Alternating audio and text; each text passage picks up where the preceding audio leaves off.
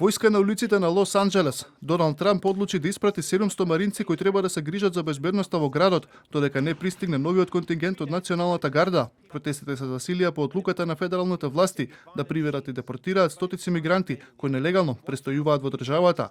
Демонстрантите блокираа неколку автопати во градот, запалија возила и оштетија голем број на продавници.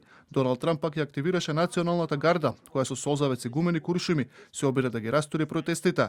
Досега се уапсени преку 50 лица. Центарот на Лос Анџелес е прогласен за нелегално место за собирање. Полицијата се сакани дека ќе го уапси секој кој ќе го затекне таму, до демонстрантите најавуваат дека нема да запрат.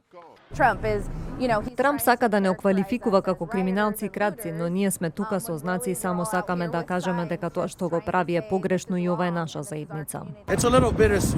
Не сакаме да гледаме толку полиција на улиците. Од полицијата во Лос Анџелес предупредуваат дека насилството на улиците на градот од ден во ден се зголемува. Насилството што го гледаме е одвратно, ескалираше во изминативе денови. Она што го видовме првата ноќ беше лошо, но следните денови стана уште полошо и понасилно. Градоначалничката на Лос Анџелес, Карен Бас, апелираше до граѓаните да протестираат мирно, но и осуди дел од насилството. Ја обвини владата за целиот хаос кој настана и порача дека рациите немаат никаква врска со националната безбедност. Рациите мора да запрат, тие воопшто и не требаше да се случат во нашиот град. Единственото нешто кое го постигнаа зголемување на хаосот. Тој хаос почна во Вашингтон. Во четвртокот градот беше мирен, во петок работите се проминија поради интервенција на федералната влада.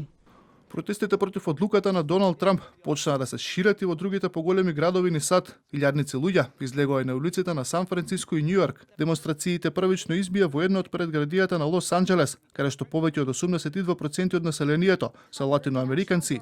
Веднаш откако се проширија информации дека мигранти без документи се уапсени, голем број од жителите излегоа на улица. За кратко време демонстрациите се проширија и во останатите населби, населени претежно со мигранти.